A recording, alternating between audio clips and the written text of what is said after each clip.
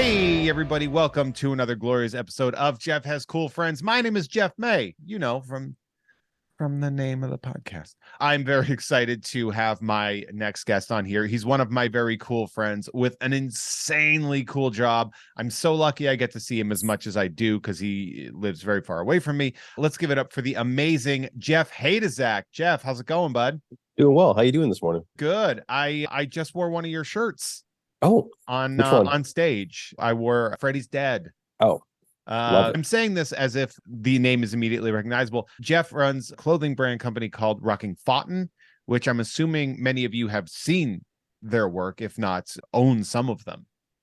Very cool, interesting, sort of streetwear inspired Asian market bootleg poster energy of really cool stuff. I am obsessed. Oh, thank you so much. Yeah. We're having a lot of fun. It's me and my friend Sean, and he started this company, and I found him about 8 months into what he was doing, and I thought he could be doing a little bit better. So I reached out and said, hey, like, what if we applied a little bit of strategy, yada, yada. And But if we had strategy to a business. Yeah, because it was like, I use the Key and Peele Gremlins 2 sketch a lot. I literally just talked about that sketch on Nerd. With a lot of brands, that's literally like, hey, like I worked for a coffee company, and that was literally their strategy. Like, well, somebody would have an idea and they're like, it's in the movie, do it. And except for, when a real idea comes along and they were like, I don't know if we have budget for that.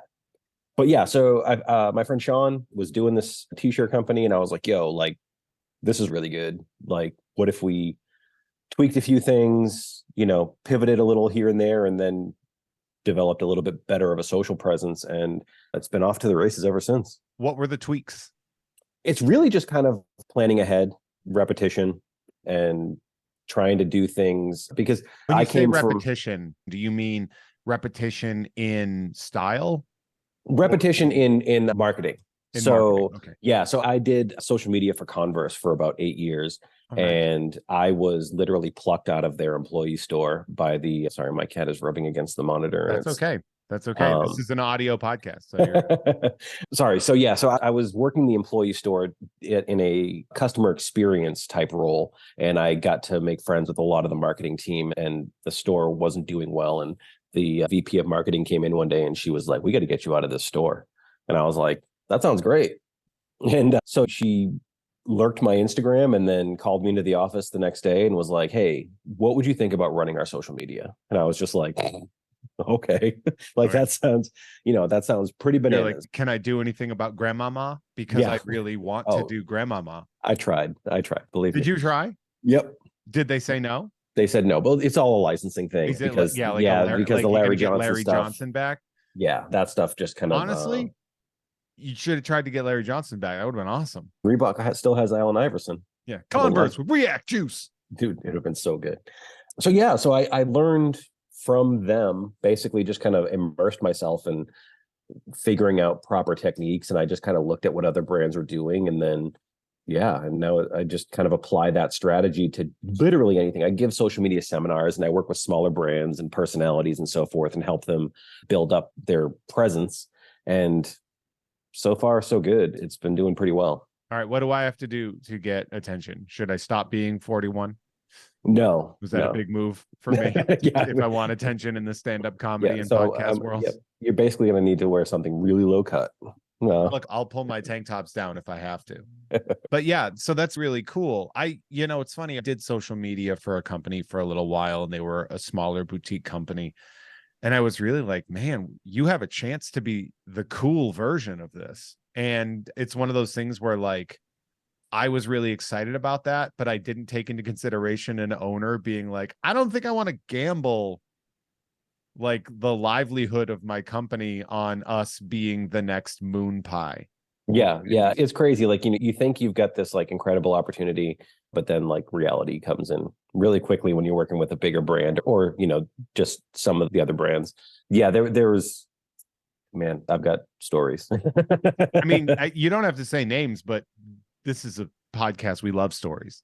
Yeah. Okay. So if you want to have a bad day, drop a product with Miley Cyrus, because then you can just get 8 hours of hate spewed at you right into your fucking eyeballs for like from fans and from people on the fans. internet? Yeah, like it's funny. It's like the internet.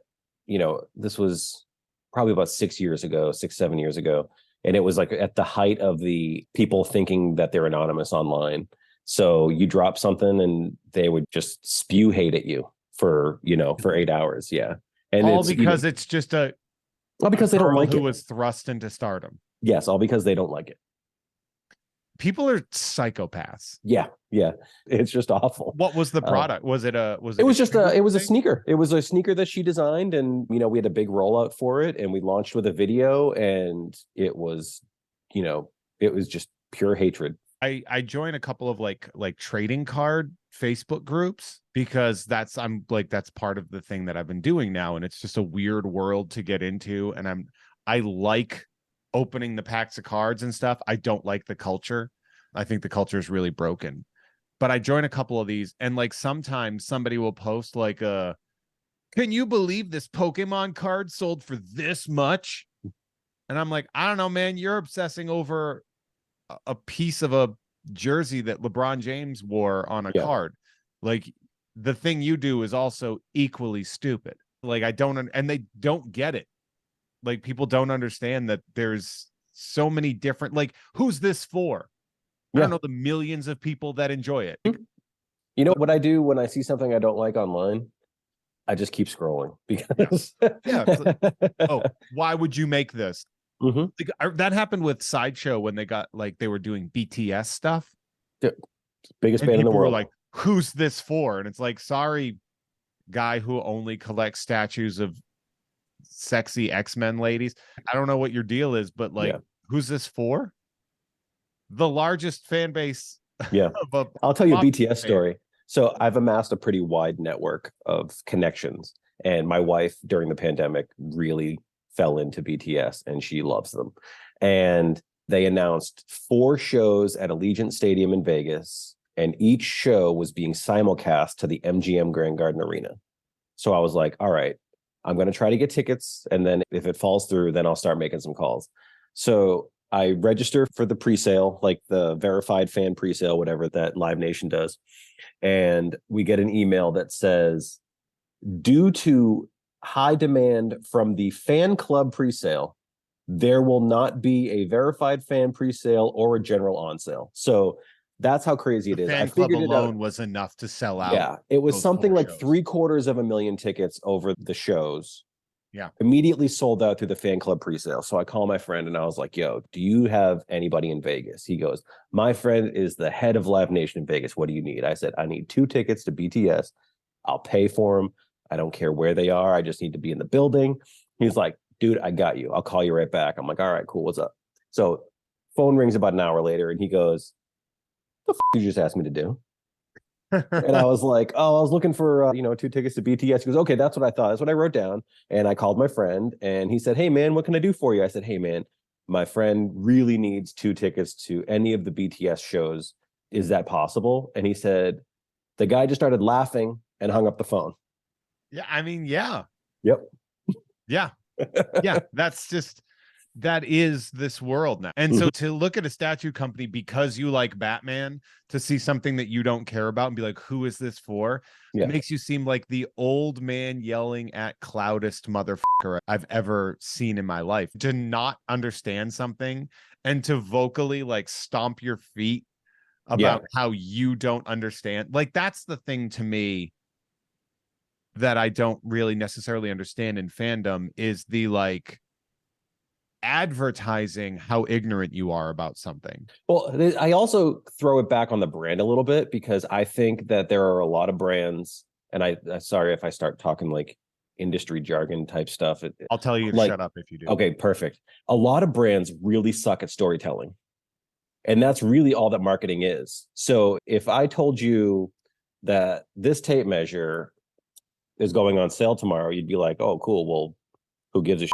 And I could say, well, this tape measure is modeled after a tape measure that my grandfather used to use, and it is made out of this type of material. And if you look, it goes this way. Like, I can draw you in a little bit more and make you care about it. You don't have to like it. You don't have to want to buy it, but it also gives you a little bit more understanding of the product.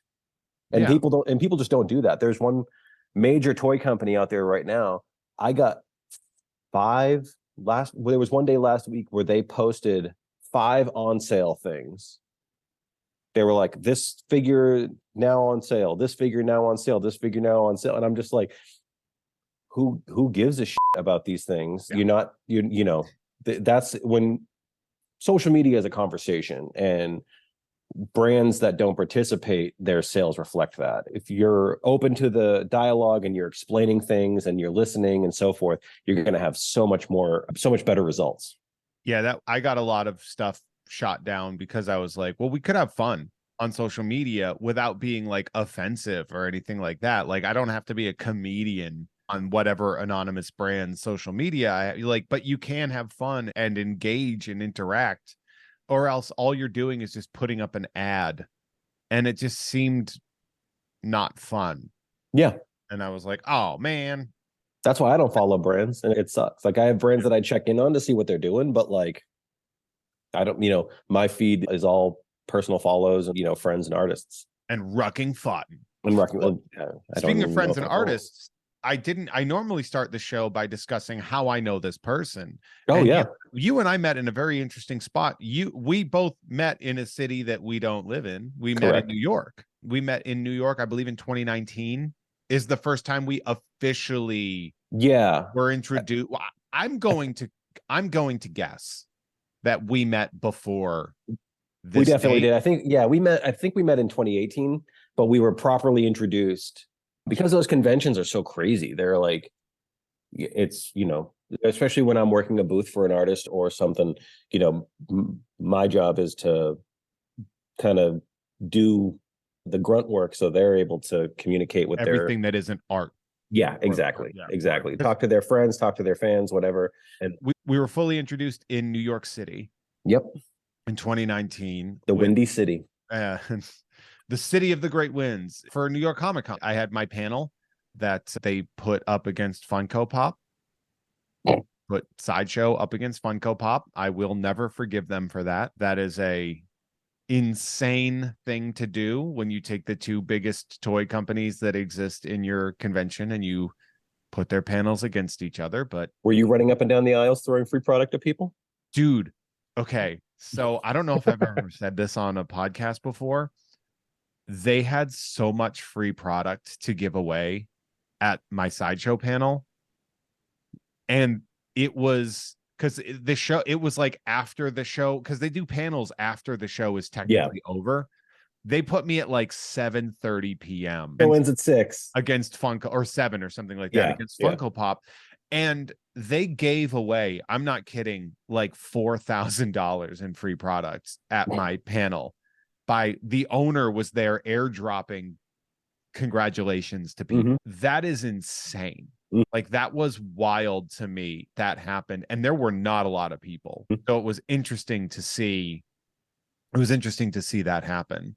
And the panel was stacked. But we were there and we met at like a pizza joint through Tom Whalen, Dave Perillo, like that batch of people. I know Bob Shaw was there. He listens to the show. And he's a patron and an awesome guy. Yeah, great dude. So we met from the perspective of, oh, we're all here to work. We're nerds here to work. And I think that does create a bond from people immediately where you're like, all right, like, we're here, we're nerds, but we have to batten down the hatches. And I think you and I really took to each other. And then we just would start bumping into each other randomly at all these different places. Yeah, was it last year at San Diego that we just happened to be I was walking by the hotel that you were standing in front of? Yeah, probably. Last year at San Diego, that's when I was working the Tweeterhead booth, which was woof. That was work. It was an awesome, they have such cool stuff, but man, that was work to do that. But and then I see you like at Monster Palooza. Yep. You're always out there. And it's just one of those things where we get to be in each other's orbits. And it's not a thing where it's like, oh, we don't hang out enough. It's just like, I can't wait to see this person at this convention. And that's really fun. Yeah, which one I don't see you at, which I think you would love, is DesignerCon. How do you not see me at DesignerCon? I don't know. No, you did see me at DesignerCon last year. Did I? Yes, you did. I came up to you. Oh, yes, I remember now. Okay, yeah, you're a real piece of shit. Well, I also do like 13 conventions a That year. is fair. Yeah, that's fair. Which you actually, we'll talk later because you are creating a mini convention Yes. yourself, Yep. which is going to be very fun that we're going to talk about. One thing I want to talk about real quick, and this is something, I don't know if you knew this, Jeff, but this Jeff over here has a Patreon. If you are listening to this show for free, thank you. I appreciate you. You're great. If you're listening to this on my Patreon, I like you way more than the free people. You can get early access to uncensored episodes with bonus content at patreon.com/Jeff May. I also have a couple premium tiers, including the producer tier. And the producer tier means that you can have me pretty much say whatever the hell you want within reason, and I will say it. So I have a couple people to thank for this. So let's give a big shout out to Mindfreak555, Dan Hackroyd, Norm from Cheers, Dan Adamski, World's Humblest Man, Bart Fardigan, Justin Wood.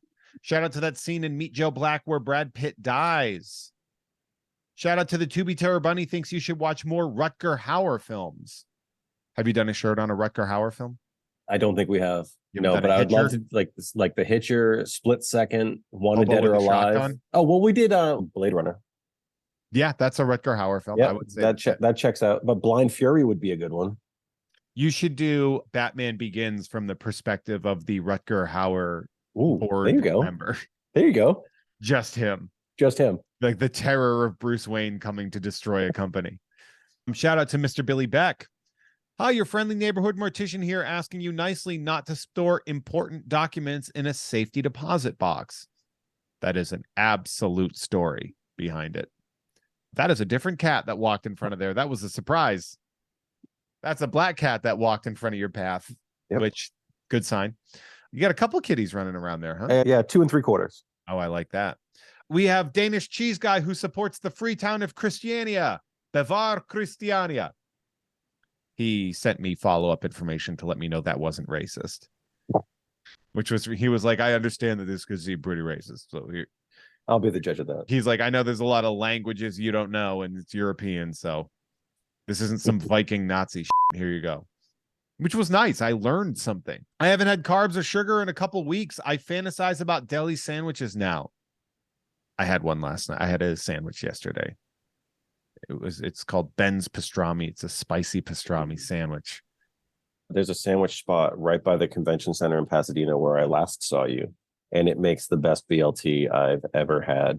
And every time I'm in town, I go there. Yes. It's funny to me that like BLTs seem like a standard across the board. You would think. Yeah, right. But people can f it up real easy, and I don't get it. Like 3 ingredients, 4 if you count mayonnaise. And like, yeah, sometimes things go awry. I'm not a fan of tomato. Tomato Okay. like grosses me out. So like for me, it's just a bacon and lettuce. The worst salad. It's really sad. Just a sad guy. Yeah, but I do like a good BLT. What's the name of the place? I'll go. I think it's called like Fancy Boy, which He's is even a fancy boy. That's Fancy yeah. boy. He's not your boy, A toy. BLT boy. Yeah, I'll check it out. I probably won't. I don't. Really, I I wouldn't to. blame him. I'm not going to drive to Pasadena for a BLT. I would. I might. You'll fly to Pasadena for a Yeah. BLT. I've flown to LA for less. Yeah. When are you coming out here next? San Diego, and then I will be we're sponsoring Beyond Fest again in September, October. So I'll be in town for that. And then right in the middle of Beyond Fest is Halloween 45. So I'll be there as well. I thought that I always do the thing where I say I'm not going to San Diego. As of right now, I'm not going to San Diego. Well, so I'll see you in 2 weeks. Probably. I don't know, man. Like, I got to take a year off, but then it's like massive FOMO. Yeah. I guess I could technically write it off because I'm recruiting guests and things, but whatever. Also, to the person who hasn't had carbs or sugar in a couple of weeks, I hope you are allowing yourself a cheat every once in a while, or else it's going to crash. And the crashes are usually not great. So allow yourself a cheat. Shout out to the producer formerly known as the Ghost of Dave Thomas. Who wins in the what if crossover we truly deserve? Doo-doo suit Bruce versus doo-doo suit Logan. That would be brown costume Wolverine versus animated series Bruce Wayne in the brown and yellow suit. What an ugly damn suit they gave him, huh? I feel like I went too long and you think that's still the name. Oh, yeah, I didn't know. Yes. That's why I looked at the camera when I said that. That Sorry, is, you I were probably apologize. thinking like, what a stupid name that is. I'm like, Which, yo, first this off, is- it is anyway, which I love. I giggled at the dude, like the doo-doo brown or whatever you said, poo-poo suit. Yeah, the doo-doo whatever. suit. That's a Tom and Jeff Watch Batman reference, because when we first did Batman the Animated Series, Tom Ryman, who was actually the guest last week, he's my co-host of that show, and he just goes, I forgot that Bruce wears this doo-doo suit everywhere, where it's just like this brown turd of a suit that he goes. And that's sort of taken by the fans. So there's a guy who loves getting the brown suit Wolverine stuff. And so he calls it doo-doo suit Wolverine. So shout out to Eat Shit and Die, Grand Canyon. I've never been and I don't care to. When my wife's from LA, and when she came out here, I flew out and we drove back, and our first stop was at the Grand Canyon, and we literally pulled up and we got out of the car and we looked and we went, oh, that's a big hole. Back in the car. Okay, that's exactly what I think it would be. Also, it's so funny that you have a cat trying to like knock your microphone off of your, it's very funny and I like it. Yeah, that's how I feel about the Grand Canyon. Yep, giant hole. Bye.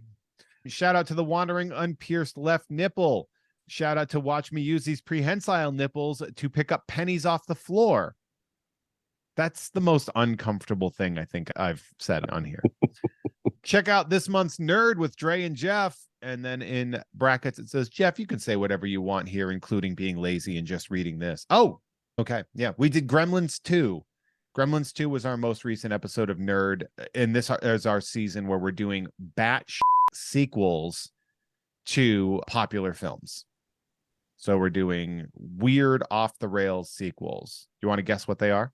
We got Gremlins 2. Gremlins 2. They're all for kids. Ghoulies 2? No, I mean, I wouldn't have called Ghoulies a kids movie, but close. It's a Gremlins ripoff. So it's not a Gremlins ripoff. One's animated. No, I don't know. What do you got? I think we mentioned on the podcast, but if we hadn't, sorry, Dre, I'm spoiling it. We're doing Fievel Goes West. Ooh, okay. Yep. Which is like a real shift from the like Jewish immigrant story to like now you're a cowboy. And then we're doing Ninja Turtles 2. Okay. So we're doing just like, hey, did you like the first movie that we gave you? Here's something entirely different. Yeah. And then if you want to do a bonus episode, you can do Turtles in Time and then just, what the is going on. Well, we thought about doing Turtles 3, which was retroactively named Turtles in Time. It wasn't named Turtles in Time until like 10 years later. Oh, so weird. Yeah. They were like, oh yeah, we made a video game called Turtles in Time. I guess we should do that. Unless I'm like doing some sort of Mandela effect where I'm misremembering it, but it wasn't Turtles in Time when it started. So strange. And a final shout out to Andrew Howe's Nemesis McGuire. And if you want to get early access to uncensored episodes with bonus content, or even get me to say your name, or I can mail you packages from I Must Break You Rips, where I give you trading cards. It is now July. If you are listening to this and you're not either me or Jeff right now talking. So, July, you missed out on that Marvel Masterpieces rip, but, I still got some. I opened a box of 92 Marvel Masterpieces. Those are pretty good. They are. It was an expensive box, but it was cool. Find anything good? I pulled 3 Battle Spectras. Yeah, I mean, I was afraid they were going to be bricked up and they were sticky, but they didn't really brick, which is nice. For those of you that don't know the phrasing, bricked up means that in the 90s cards, they had these like gloss to them. They wanted to do really high-end cards, so they glossed them out. But if they were stored in warm conditions, they basically like fuse into one fat brick of a card. Yeah. And those are notoriously get bricked up. So we have that going on. So Rucking Fotten so I got my Freddy's Dead, The Final Nightmare shirt. Is this your 6th Nightmare on Elm Street shirt that you've done? Trying to remember. No, I think what happened was we just kind of like when we were suggesting what we should do, because we did, I think we did part 3 for Monster Palooza the year before. The Dream Warriors. Yeah. Yeah, we did Dream Warriors the year before, and I was like, yo, Freddy's Dead rules. Because I remember when I saw it in 3D. at the Hampton Cinemas in Hampton, New Hampshire.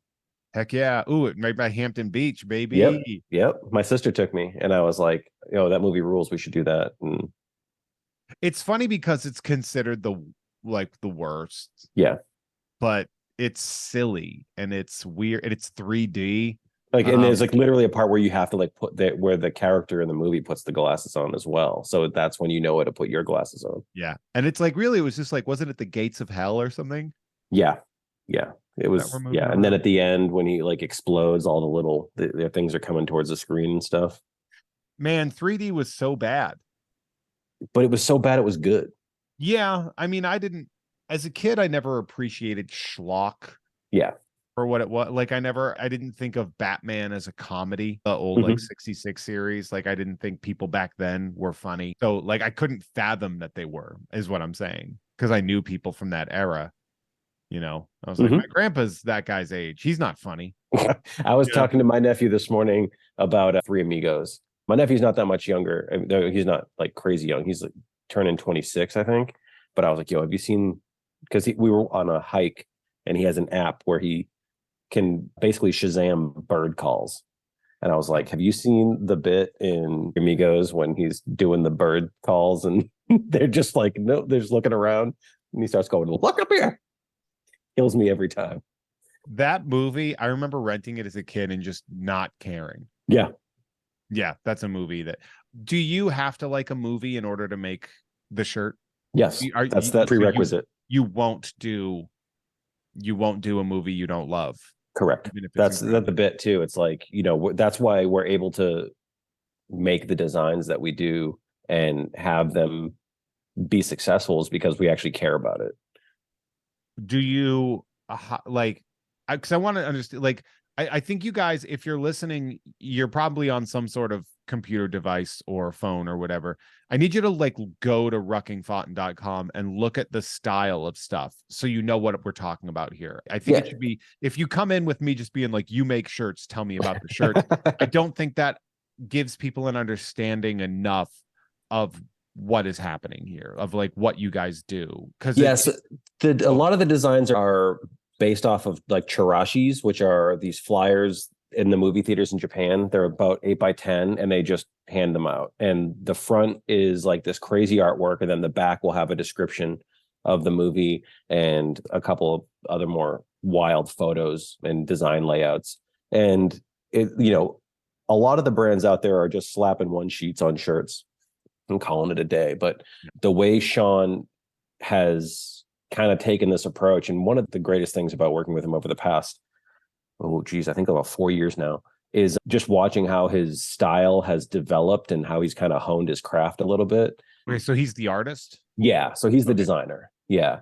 And, granted, it's a lot of like photo bashing and stuff like that, but like we're doing a lot to make sure that we're telling the story of the movie, and we're not just like doing stuff that quote unquote looks cool. If you look close, you'll see some fun details that really help us out and elevate what we're doing. One of the best examples I have is we did The Matrix and the shirt looked awesome. And right before we posted it, I was like, hey, wait a minute. I was like, can we do like red pill on one sleeve by the cuff and a blue pill on the other cuff? And he was like, yeah. So, if you get the long sleeve, and it matches up to how Morpheus had them in his hands too. So just like fun little things like that.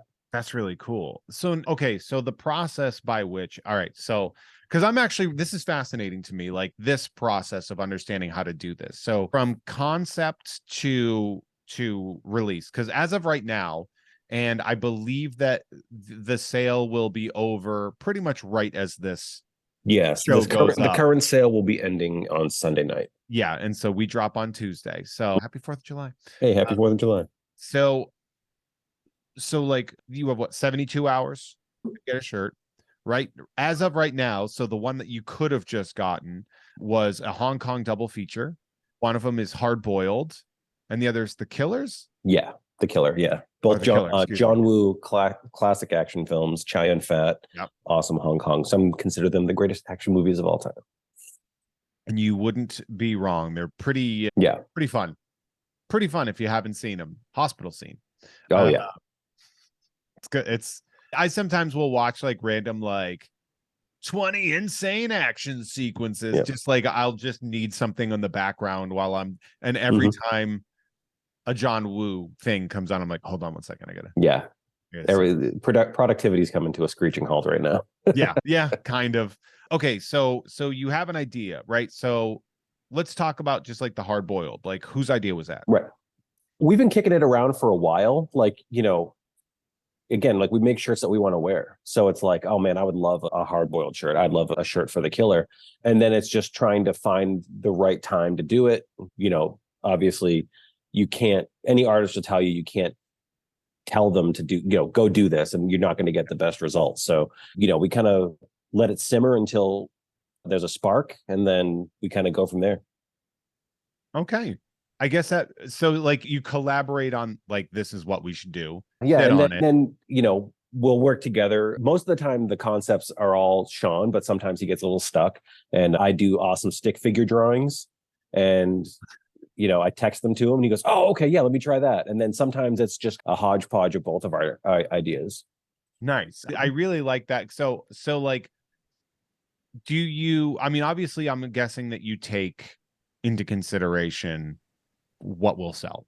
Yes, and we have a Facebook group where we have about like 2,500 people in there, and they're always like, oh, you should do a shirt for blah blah blah, and I was like, yo, I'd love to, but it just doesn't necessitate a drop, unfortunately. Like, you should do one for Night of the Lepus. Yeah, I mean, if it was up to me, like, I've got some of my favorite movies, like The Killing of a Sacred Deer and stuff like that. Like, I think Sean would do an awesome minimalistic design and have a lot of fun with it, but I don't think we would sell enough to necessitate a drop, unfortunately. What's the number? There isn't a concrete number, but like it's just kind of a gut feeling. Because that's what I'm wondering about, like with the idea, because like that seems cool, like what you guys do is really cool and building it up. But I was just like, it seems like it starts as like a pretty intense money losing endeavor to get that foothold. Yeah, it is. Which is like, you really got to tough it out. Yeah, and then especially going through the pandemic, I know everybody's got their pandemic stories, but like it was a breeze. I slept through. We had, in garment shortages when they came back, they were triple the price that they were. Just shipping alone too. Shipping. We had USPS lose 491 packages in one drop. Yeah, I know. We dropped them off. I was talking about like getting stuff into port. Oh yeah, that was an issue too. But we dropped off like a big holiday order, all our holiday stuff.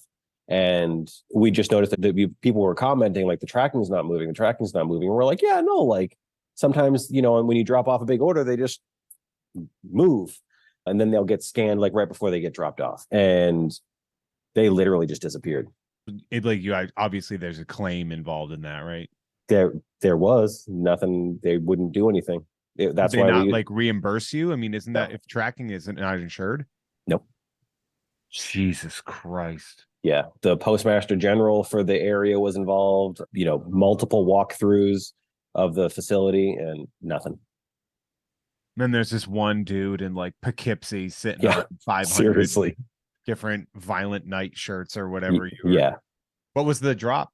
It was like a holiday drop. So it was a whole bunch of we call them like leftovers. So it was like, we do a timed pre-order, but we also print a couple extra in case of loss or damage and so forth. So at some point we got to get rid of those. So we just put up, 30 different titles that have a handful of sizes on each. And sadly, none of them were Tales from the Crypt Demon Night for Jeff. No, that was a 24-hour drop, and people didn't really hit on it, surprisingly. I saw it in the wild once after I was like, hey, do you have any of these? And you're like, no. And then because I did desperately, I want that. It's my favorite horror film.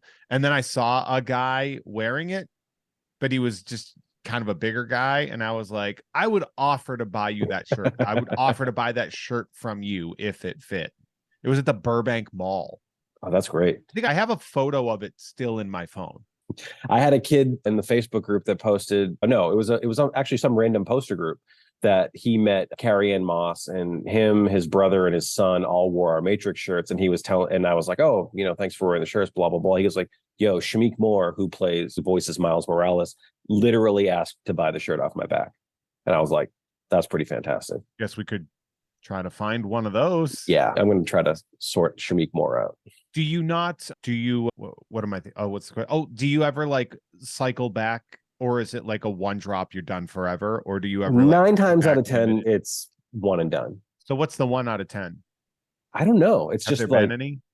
sometimes if we do it, sometimes we'll make it like if we do like a version 2.0 of a design, we'll do a premium version of the original design. So like we do a regular shirt is on one garment, and then a premium, like a variant, will be on a premium garment. So we'll do the original design that was on a regular garment on the premium design and make it limited to like 100. Oh, okay. Yeah, the one I got, the Freddy's Dead one, it's really, is that premium? It's No, like that's really our nice. standard. Yeah. That was standard. So Yeah. it's like really good. Like the material was like soft, a little bit thicker than an average shirt. The funny thing is that I'm noticing too lately is that like for some reason t-shirt culture is crazy, and like, you know, you bought one Oasis bootleg and all of a sudden you think you're Karl Lagerfeld in a materials room and be asking, well, what are these printed on? Blah, blah, blah, blah. Like, like, yeah, I don't. It's a t-shirt. It feels good. Yeah, it feels all right. Yeah, but we did work, you know, going back and forth, especially coming out of the pandemic and when garments became available, and making sure that we could consistently print on one garment, you know, made a lot of conscious decisions on the blanks that we use. Yeah, that was probably smart. Really comfortable. Thank you. It's like a really smooth shirt. And I was actually, it's funny because I wore it to like, there's this comedy show called Blind Barber. It's in a speakeasy. It's like a Monday night. And I did like a show at 9:30 p.m. on a Monday night. It was like packed. It was crazy. like a cool place to be. And I was like, I'm really glad I wore a cool shirt, because I could only imagine if I just wore like a shirt with like something like Star Wars or something, some nerd shit, people would be like, all right. But instead I wore this like kind of cool as looking Freddy's Dead shirt, and people were like, that's a really cool shirt. And I'm like, yeah, thanks. You know who wears our stuff a lot, which he doesn't follow us, which is really weird, but every time he posts stuff on stage wearing it, people hit us up, is that I'm going to butcher his last name. It's Stavros. Oh yeah, Stavros. I didn't even try to pretend to know his name. Yeah, no. So if Stavros, if you're listening, slide into my DMs. Did you guys ever mention him? Do you guys ever DM him? No, he doesn't follow us. Oh, so you can't. So yeah, well, even if we could, it would just go to like the purgatory. I mean, you never know. Yeah, they might see the purgatory. It's worth reaching out, I guess.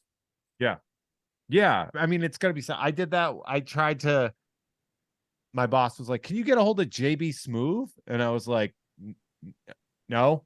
I could try. He's like, we got something to give him, and it's pretty cool thing. He might want it. And I'm like, all right.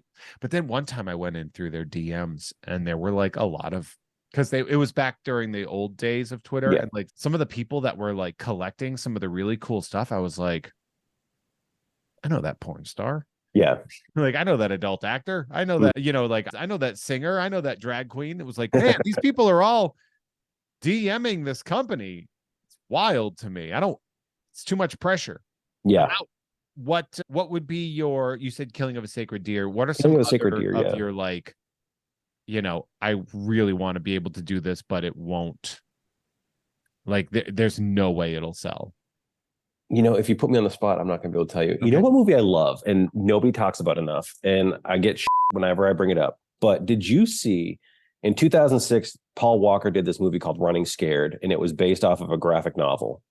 And it's like, he's an undercover cop, and there's a crook that lives next to him, and the crook's son shoots the crook, and it's with a mobster's gun, and it becomes a race and the kid takes off running, and it becomes a race of tracking down the kid before the mob can get to him. No, there's all these little weird offshoots, and there's one scene at a hockey rink where they have Paul Walker on the like face down on the ground, and they're taking slap shots at his face. Like, it's a wild movie, and it's highly underrated. So that sounds wild. Yeah, watch that. It's great. And do a shirt to put Paul Walker on it, though. Well, I mean, you know, because of because he died. No, because of the several teenage girlfriends he has. I didn't know about that. Oh, you didn't know about that? Yeah, Paul Walker had a problem with underage girls. Oh, I didn't know that. Yeah, and a lot of people just pretend it wasn't a thing because he's dead. Oh. But yeah, he was like dating, I think, a 15-year-old Oh, that's weird. when he was, yeah. I'm gonna have to do my due diligence on that before I start recommending that movie on a public forum, like a I podcast. mean, it doesn't mean the movie's bad. It's hard because like I also like David Bowie's music, but he also, Yeah. you know, dabbled in some underage ladies. So Yeah. it's hard. How do you, I don't know. It's also like those dalliances were separated by a couple decades as well. So Yeah, I was listening to I was listening to Dr. Hook's cover of a Rolling Stone. And it's like there's one line, like, we got a lot of teenage groupies. And it's like, you want to be hollering that out? yeah, they really liked that back in the day. Yeah. I do like the people that are like, oh, you have a problem with that now? Only now that they're considered children? And I'm like, well, we knew they were kids in the 60s and 70s. That wasn't. Yeah. Well, I mean, I just never really listened to the lyrics until I was like driving down the road the other day. Oh, I'm a big lyrics guy. Mm-hmm. That's the part of, I mean, music in general, because I'm musically awful. Mm-hmm. I'm so bad at music that like listening to music is like watching a magic show for me. And so I desperately try to deconstruct and understand it because it's something that I can never do. And I don't want to know how to do it. I just want to like see all the cool moving parts. Totally. I have a lot of friends that are in bands, and just watching them, like some of them are in bigger bands, and like just watching the machine that is their band. Like one of them, I'm friends with the guitar player for Fall Out Boy. And like, I talk to him all the time, and then like they'll release a song and I'll be like, what, like, you got a new song? And he's like, oh yeah, the new album's done. And I'm like, what? And he's like, oh yeah, tour starts in 2 weeks, so we're announcing it like tomorrow. And it's like, why didn't this come up? He's like, oh yeah, I'll be in town like in 3 weeks. Like, yeah, that happens with Portugal the Man. Oh yeah. And it's weird too. Like, what blows me away about bands like that is they're just like, oh yeah, we made another song that everyone's gonna, and you're just sitting there, you're like, how? Yeah. Like most musicians will never do one song, but like, Fall Out Boy doing like Sugar We're Going Down, Yep. and then, Feel It Still by Portugal the Man. These are like two massive hits, right? And you're like, well, that's it. I mean, that's it. I mean, and they had good music before that hit, Yeah. mild hits and stuff like that. But like, you're like, that's your one. And then something new comes out and you're like, oh, so you just have more. Yeah. Oh, so you just happen to write a song that Disney's going to use as the theme song for their next movie and put it all in their theme parks and everything like that. Like, you just tapped into the zeitgeist at the right. You just know exactly what to do. And I'm sure there's a lot of like producers that are, it's their job to know how to like push them and move them and stuff. But it is unhinged to me that people can be that good at something that I just don't understand. Like that, I guess, is the really neat. And I've heard, oh, well, we get to hide behind instruments. You just go up there with a microphone and you're basically naked up there. I'm like, what we do is not the same. Nobody's repeating my jokes. Well, they say that, don't they say that every comedian wants to be a musician? Every musician wants to be a comedian? I don't want to be a musician. Are you kidding me? That looks so hard. Yeah, it looks very difficult. Then you see comedy, I just notice something that happened, and then I'm just like, I can twist this a little bit, right?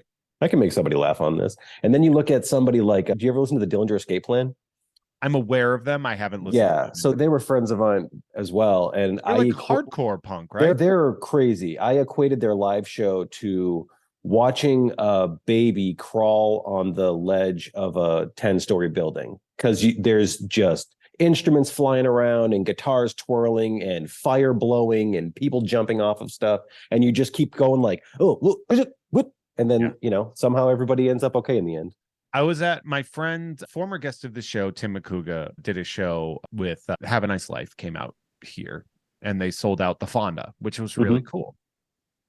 And I was there. I took my wonderful producer with me, who was a fan. Shout out to my producer, who came with me, and we were there. And I don't really know what to expect with that, because Have a Nice Life is, I guess, like a shoegaze kind of thing. But like, there were like very vibrant people at this really depressing, like by design music. Yeah. And I was just like, man, there's a lot of people that are like really bumping this. And he's like, yeah, the TikTok generation found our music and they seem to really like it. So yeah, I was talking to my nephew today about that because we were discussing about how it's so difficult to find good music now. And we were talking about there's this band called Sleep Token. And I guess they're huge on TikTok, right? So they came through here in November. They were the second band on a 4-band bill. So that was November. Fast forward to this summer, they're coming through. They're playing the Worcester Palladium Big Room, 2 nights, both sold out, with strict 2-ticket per person maximums and the only peer-to-peer sharing, so you can't like jack up the prices. And it's just like, yep, they were big on TikTok. So they sold like about 8,000 tickets. The last time I was at the Worcester Palladium, I was fighting. Ooh, who'd you fight? I fought a now Trump kind of douchebag guy. We kind of got along back in the day, and then because that was 2011, my last fight, and he got this really great shot in on my throat. Like he threw the right punch while I did the wrong move, and I got punched in the neck. And so obviously I lost the fight. And but I also the Palladium means a lot to me because that's where I decided to change my life and like get it. That's where I decided to get divorced. Oh, wow. In the Worcester Palladium in the middle of a boxing ring with a couple thousand people watching me. Oh, it was a boxing match. I thought you were talking about. I didn't get it to like a fist fight. I'm not. Oh no, I've gotten punched in the neck during ringworm at the Palladium. At the Worcester Palladium, for those of you that don't know, the Worcester Palladium is a venue about half a mile from the DCU Center or the Worcester Centrum, depending on when you go. You know, like it was the Centrum when I went to see the Beastie Boys for my first concert. That was my first concert. Was that the Hello Nasty tour in the round? It was August 25th, 1998. I was there. You were there. I was there too. Yep. Maybe were you GA or were you in the seats? Well, everybody was GA because everybody rushed the floor. Well, yeah, you all you rushed. You might have been right near me. We might have met back in 1998 when I was in high school. Probably. I stayed in my seat because I was like right level with the stage because it was in the round. So that was perfect. Yeah, that was a really good tour. I saw somebody, weirdly enough, former guest of the show, Iva Marie Palmer, the author whose book just dropped. Check it out, The Jules Verne Prophecy. She wore to our boxing class the Hello Nasty sardine can t-shirt. That's the shirt I bought. Oh, that's so good. I'm like, I want that shirt. I'll buy that shirt off of you right now. I want that shirt so bad. And she's like, I was like, I'll give you $50 for that shirt. She's like, it's covered in my sweat. I'm like, fine, 70. But no, that's so funny. We were at the same. Anyway, the Palladium is like a smaller, dirtier version of like a real arena. It's an old school theater, and it holds about 3,500 to 4,000 people. If you were seeing the WWE at the Centrum or the DCU Center, you were seeing ECW at the Palladium, which I did. That's good. That's like the best way I could describe that. I noticed that Rucking Fotten follows a lot of wrestlers. Yes, we hit big in a lot of the wrestlers, but we also know a lot of wrestlers. Sean grew up with, I don't know if you're familiar with like some of the current roster, but on AEW, he grew up with Brody King. So that's how we did the House of Black drop that we did. That's what I was going to wonder about with that interaction with all those wrestlers, is if you guys were moving out of just doing film. Oh, yeah. So we do stuff. I mean, one of the other things that we just did seven shirts for Kiss. So we got hired by Kiss to do some stuff. There's 6 on .com right now on their .com. And then 1 is the merch booth on their final shows, which is pretty rad. Wow. We did. There's another band called Black Veil Brides, which isn't necessarily up our alley, but they reached out and they were fans and we did a drop with them. But yeah, we do wrestling stuff. We did a Danhausen drop, which was awesome. We're going to be doing that would move units, right? Yeah, that was great. We're doing another one. People love that guy. He's the best. He's so funny. I don't really follow that, but from what I guess, he's like a nice ghoul. Yeah, it was based off of like he's a ghoul and he curses people and he wants all the money. Yeah. Fantastic. That sounds great. I know he does a lot of like signings out here. Yeah. Like He does AEW it. people come out here a lot and they sign stuff at like toy stores and comic book stores. They're brilliant. Yep. It's and that's I mean, a lot of them are nerds like us, and they have vlogs and do toy hunts and stuff like that. So Oh yeah. it all just makes sense. That's like Josh Gallegos. He runs the workout thing with Seth Rollins. And I went there to work out with them, and there was like a bunch of like really awesome dudes from like Mattel that I became friends with, and was just like, I love these guys. Like, and Yeah. they're all nerds, Mhm. all just a bunch of nerds. Yep. And I do love that. I love the fit nerd culture. It's such a weird culture because we never were that. Yeah, I work with Jason Edmondson a lot, and there's this dude that pulls through every show. He flies out to like every show. His name's Steve, and the dude is just like built like a brick house, and you wouldn't expect it. And he's like, "Yep, I just went here and I bought this entire line of Masters of the Universe toys, and I need that Cobra Commander piece and all this other stuff." Do you collect toys or anything? I'm trying not to, but it's proving to be very difficult. Okay, what are you trying not to buy that you've been buying? Currently, my weakness is the NECA Universal Monster stuff. That's great stuff. It's expensive too. Yes. Yeah, those are $45 figures. Yep. And there's the color version and the black and white version of everyone. So I'm tracking those down, but I kind of limit myself. Like, I don't buy them online. I have to find them in the wild. And if I set these parameters, conventions a year. So that's the other thing too. Yeah. That doesn't help things. Yeah, that would be like saying like, I'm trying to avoid Super 7. Yeah. You're just like, oof. I remember when they were just starting out down in San Diego, and they were just doing like the little reaction toys. Yeah. And then it's pretty crazy that watching them huge. Yeah, watching them blow up has been fantastic. And they're such great people too. I was just hanging out with a couple of those dudes at the licensing expo in Vegas a couple weeks ago. I really like them. I don't know them very well. I knew a lot of the people from Mondo, obviously from our, because I think we connected. Obviously, we mentioned through Tom Whalen. And when we met, I was the director of marketing for Mondo. Yeah. So like those are the people that I know, which makes way more sense. Yeah.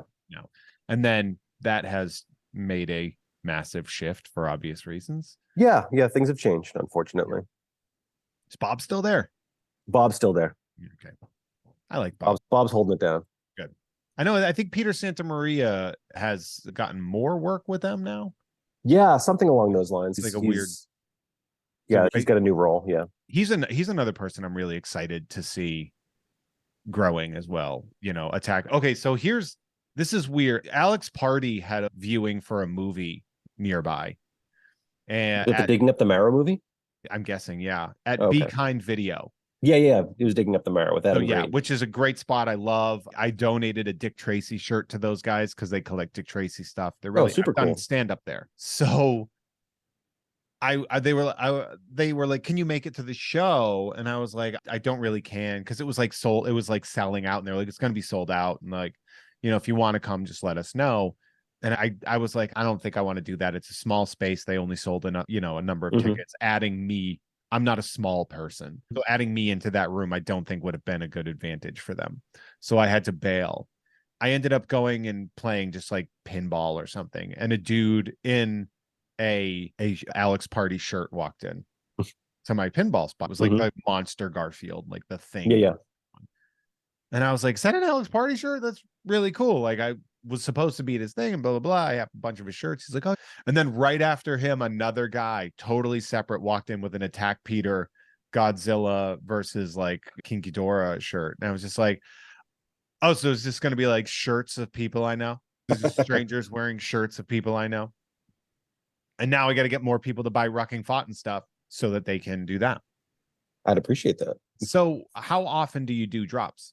I'm going to start winding down the regular episode. So I want to know, like, so you just wrapped the Hard Boiled Hong Kong 2-pack with the Killer and Hard Boiled. You just wrapped that. So when's the next one? I'm not going to ask what the next one is, but when? Yeah, we have the next week off because of the holiday, and then we'll have another drop on the 14th, and then another drop on the 21st. So it's every week. Yeah, we do about 3 drops a month. Oh, okay. Wow. That's good. That's real. Yeah. I mean, I guess if you're a company, you kind of have to do that, right? Yeah. About 3 or 4 drops a month. And there's quite a variety. And do you drop, are they a surprise? Like, when do you? We announce them on Monday. On Monday we release a trailer that will kind of tease what's going on. And then Wednesday, we reveal the main design. And then Thursday, we reveal the full collection. So the main design, the variants, and if there's anything extra like an all over print or shorts or sweatpants or anything like that. So you just yesterday, July 3rd, you didn't announce one, but next week you will. Okay. Correct. So if you're listening for Monday, free, Monday the 10th. There's a good one. If you're listening for free, meaning that you're listening on July 11th, I'm assuming, then you should head on over to Rucking Fotten. I mean, you should just go there anyway, right? That's one of those things where I'm like, you should just do that, right? Yeah, I'd appreciate that. Yeah, give us a follow on Instagram. That's our primary platform, or you can download the Fotten app and never miss a drop because we'll send you I saw that. It's like, is it like FF or something like that? FTTN. FTTN. Yep, and you set your push notifications on, and we will let you know as soon as stuff goes on sale. You'll never miss a drop. What's FTTN stand for? Just Fotten without the vowels. It's kind of like the Nike sneakers app. Oh, okay. It's just SNKRS. Oh, yeah, okay, that makes sense. Yeah. So what about you? Do you like to stay sort of more anonymous in that with like, if I wanted to promote your social media, for example?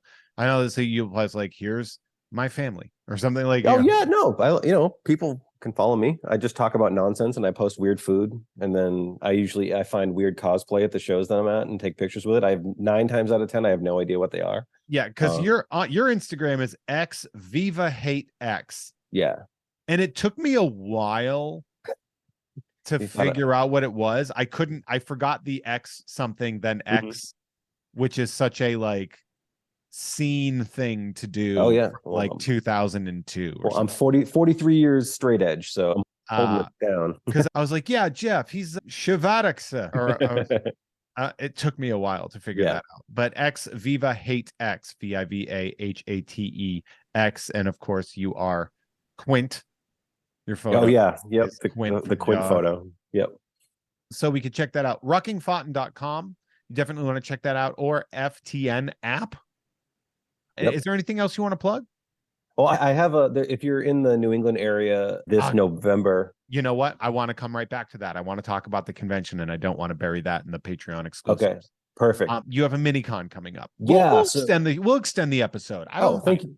Thank you so much. Sorry about that. Yeah, so in November, right? Yeah, November. Since Designer Con got pushed out of November, we noticed that there was a hole in the calendar, and another friend of mine. I would like to add real quick, and I apologize we've mentioned it a few times. Designer Con is a more independent artists convention. It's more, if Comic Cons are like superhero stuff, Designer Con is more of like the weirder offset. Yeah, it's weird. It's the Japanese toys. It's independent artists, posters, a few clothing brands, but not too much. But yeah, it's a lot of fun. But when for some reason, I think the Anaheim Convention Center was booked when they normally book. So they're now in December. And with the hole in the calendar, this friend of mine, a girl named Jessica, hit me up and she was like, yo, we should put together something in Boston because there's never any conventions around here. There's a crazy art scene, blah, blah, blah, blah.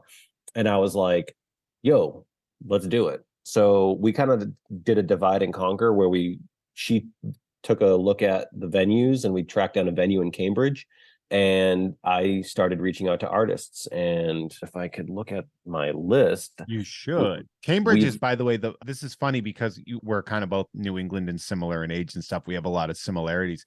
Cambridge is actually where I did stand up for the first time. Oh, crazy. At the Middle East, which is but they're still going, but it is a ticking clock. But yeah, so for artists for the Mass Minicon, we've got Jake Bannon, who's also the singer for Converge, Sarah Deck, Jason Edmonston, Calvin Liaturi, C.A. Martin, Dan McCarthy, Ghoulish Gary Poulin, J.C. Richard, Greg Ruth, Matt Ryan Tobin. Rucking Fotten's going to have a booth, and there's a couple other that we haven't announced yet. But It's going to be one day, 12 to 6, $10 cash at the door. Just an easy little guy. Yeah, it's super, super quick and easy. The only reason why I'm charging at the door is because the artists aren't paying to have a table. So it's free tables. It's a free tables for the artists. Yep. And it's just going to be fun.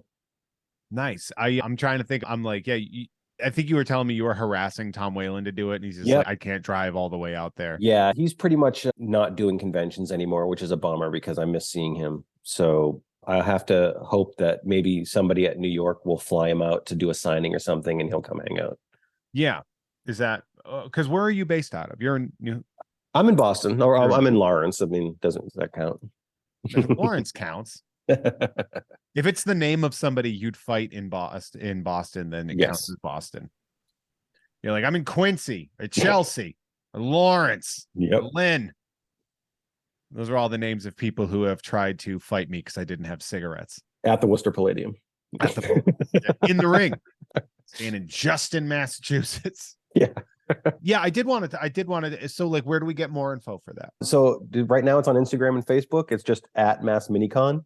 And we're getting ready to start ramping up our social. We made the announcement. We have the initial flyer out, but now I just went through a crazy stretch of like 4 weeks straight of travel. So now I'm able to kind of focus in and really start putting some effort behind this. And it's on Saturday, November 4th.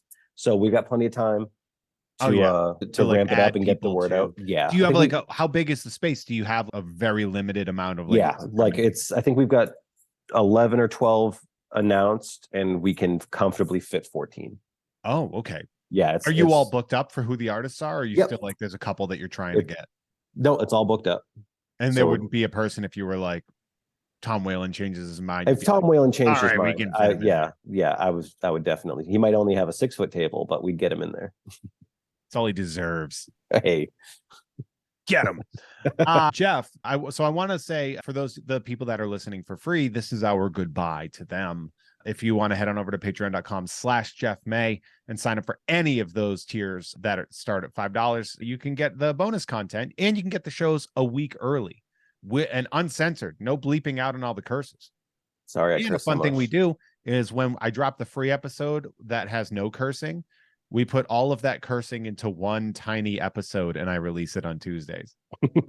Called the Swear Cut, where it's just the swears. It's like an Oops All Swears episode, and it's really fun. There was one that was like 2 minutes long. Well, this one could be 3. I think we were pretty tame. Well, I'm stoked. Okay, so Rucking Fotten, Mass Minicon, Jeff Haidaczuk, you're the best. And Thank you so much. I delight in you. I love being able to see you. I don't see you enough. It hurts my feelings that I don't see you enough. We live on literally different oceans, but that's okay. I will do my best to try to come home and do a show closer to you, because I do shows in Worcester. Yeah, the last time you were in Worcester, I was in California. That's made no sense. Gift of the Magi. But yeah, no, I love doing that Redemption Rock Brewery spot whenever I go, because like a lot of times people are like, they'll try to get in the clubs. And I'm just like, I don't need the clubs. I can bring money to a local business and make all of the ticket sales for myself. Everybody and keep them low. Yep. By doing it independently, I can keep my tickets under $20, or I've been able to so far. And like, you're not going to get that at a comedy club. Not at all. So yeah, no, I really do enjoy doing that. I don't know why I did a random plug for Redemption Rock Brewing in Worcester, Massachusetts. They're just great. They're really nice people. Really cool spot. A progressive brewery of cool people that are like, yeah, we'd love to do a stand-up comedy show here in our weird picnic table space in the back or whatever. That's perfect. It's cool as hell. But that being said, you don't have anything else to plug, do you? I mean, no, I don't think so. So on my end too, if you are on my Patreon, thank you so much. You get access to shows like Nerd, which you can also get for free with Dre Alvarez, as well as the Patreon exclusive Ugh Fine with Kim Crawl, our month in review. So that episode just dropped a couple days ago. Our June in review just dropped. So that's congratulations to everybody involved in that, which is just me and Kim. You can head on over to Gamefully Unemployed to listen to Tom and Jeff Watch Batman, or You Don't Even Like This Network for You Don't Even Like This Show and You Don't Even Like Sports, as well as the live pack breaking You Don't Even Like Sports cards. It's so weird. We changed Unpopular Opinion, which it was Unpops back in the crack.com days. And then we've changed it to You Don't Even Like This Network to avoid a cease and desist. Apparently somebody already copywrote it or whatever. Oh, that's crazy. But yeah, regardless, we have a lot of really cool things over. Check that out. And also go to my youtube.com/@HeyThereJeffro. You can see me do a lot of cool stuff, including the I Must Break You show, which is opening packs of trading cards is really fun. It's fun. I have a blast doing it. On top of that, if you are a patron, stick around. If not, if you're listening for free, we will see you in 2 weeks. Jeff, say goodbye. Hey, everybody. Thank you so much for listening. I appreciate it. I hope I didn't say too much, and I hope you found some things I said interesting. Have an awesome day. Yeah, I figure you would. Don't you worry about that. Thank you all for listening, and we will see you in a bit. Patrons, stick around.